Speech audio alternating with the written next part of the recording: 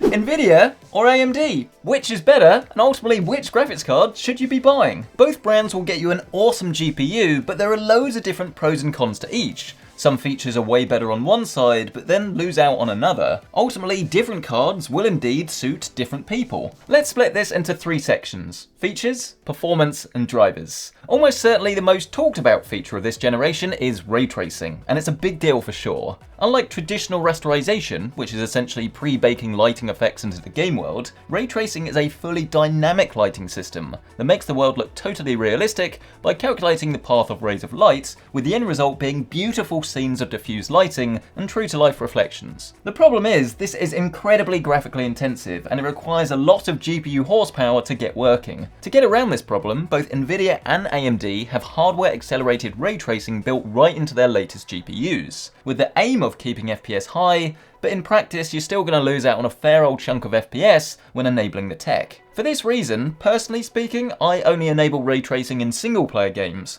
or one where I have a lot of FPS on hand. Cyberpunk 2077 I think is probably the best example of ray tracing to date, but again it is still incredibly demanding. At the moment, ray tracing does tend to work a little bit better on Nvidia graphics cards, because they're already on their second generation of the hardware, so they've had a little bit of practice, and this is almost a little bit of a 1-2 punch. Because the hardware has been out for longer, it's also given the game developers more time to tune for RTX. So at this moment in time, if you do want to build the ultimate ray tracing machine, then Nvidia probably is the way to go, but honestly speaking, while it is a great feature, it's not something I personally would overly factor into my choice of buying a GPU. Instead, in my eyes, the real killer feature of these new GPUs has to be the frame rate boosting tech known as DLSS and FSR. Using clever algorithms, graphics cards can now render at slightly lower resolutions that increases the FPS, and then upscale the image to get it looking as close to the original as possible. Nvidia does this with baked-in hardware that they call tensor cores, whilst AMD uses more of an injection method, though it is tweaked and tuned by game developers. It is fantastic tech, and both of them are actually surprisingly similar at producing clean-looking images when you're using the highest quality presets. But then again, they're also a little bit lackluster when using the lowest. The biggest difference between the two is actually with the hardware that they run on, as FSR is open to all modern graphics cards regardless of brand, whereas DLSS is exclusive to users of Team Green. That means if you're going to use a green graphics card, you can play all the games with all the tech,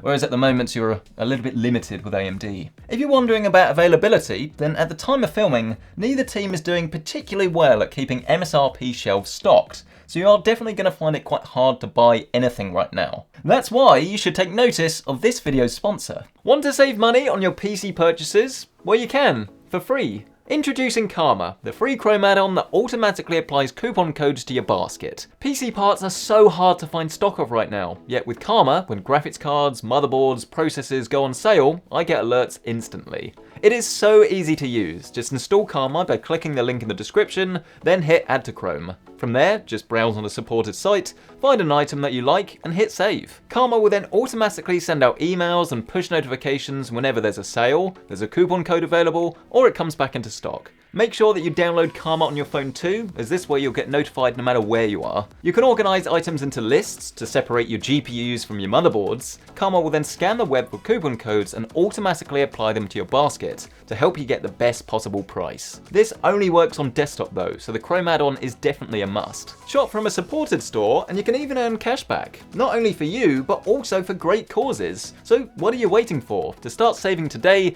download Karma with that link down below. I know what you're thinking, this is all sounding a bit pro-Nvidia at the moment, but hang on a second, because AMD definitely has a trick up their sleeve: VRAM capacity. Everyone put their nerd hats on for a second. I might actually have one.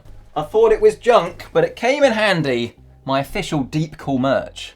Never gonna wear it ever again. VRAM, or video memory, is becoming more important than ever. Whenever you load up a game, loads of files are held in memory on the video card itself, which is then used by the GPU to process and output an image. High resolutions, textures, anti-aliasing, and ray tracing all take up masses of space, and Nvidia GPUs are actually quite limited with 8 GB on the RTX 3070 and below.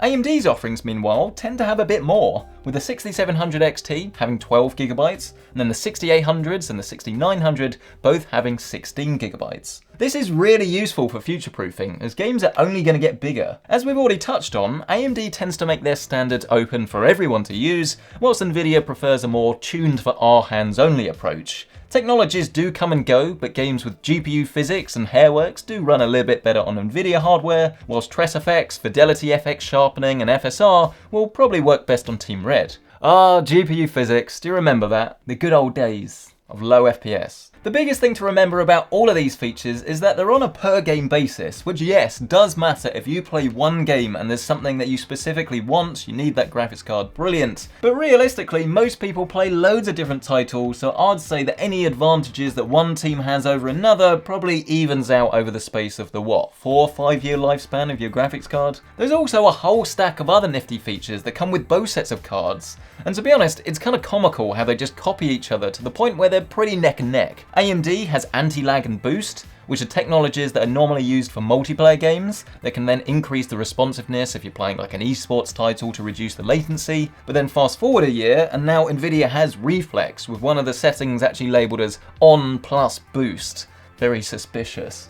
Yes, I know they are slightly different and not exactly the same, but ultimately the goal is faster multiplayer action. Let's press on to performance now, and this is a bit of an odd one because there are so many different variables at play. When we say better, you have to understand that we mean better for the money. Obviously an RX 6900 XT is better than an RTX 3060, but one is over double the price. So when you're looking at buying a graphics card, you need to look at price to performance and ultimately find something that gets you enough frames per second in-game at the resolution that you want to play, whilst offering great value. My personal favourites at the moment are the RTX 3060 Ti, the RX 6700 XT, and the RTX 3080. If you want to see reviews and benchmarks of all of these cards, you can find them on the channel. Performance isn't just limited to FPS though, as there are other considerations to note. Thermals and acoustics, for instance, are a massive deal. You don't want your PC to sound like a jet taking off. Both AMD and Nvidia are fairly similar in this regard though. They didn't used to be, but ultimately the sound levels are much more heavily dictated by the third-party cooler that you'll use. If you have a newer Ryzen CPU, then you can actually get even more performance with what they're calling Smart Access Memory. But then again, Nvidia also has something similar with resizable bar support. Besides, the performance gains vary so much by the game itself that I wouldn't let this sway you. If I made this video a few years ago, then a major talking point would be Freesync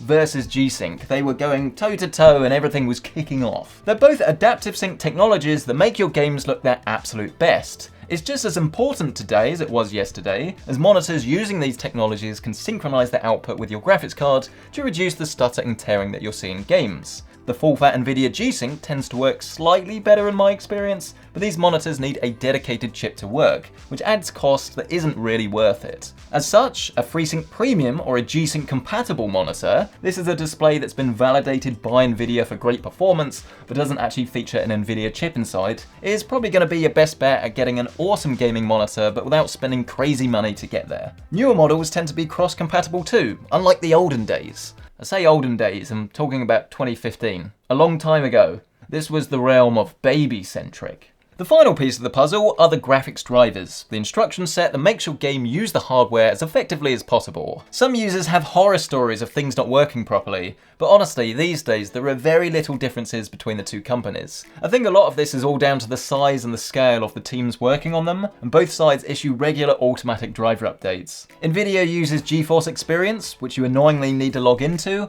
although they do helpfully offer what they call a studio driver for workers who value stability over game-ready improvements. And then there's AMD, and their suite is really awesome actually, as I just love the look and ease of use. It's surprisingly in-depth, you can make loads of changes here and even overclock everything, or you can just be hand-holded into finding the best settings for your games on your individual hardware. But having said that, GeForce Experience has very similar features, so again, it's pretty neck and neck. But ultimately, which is better, AMD or Nvidia?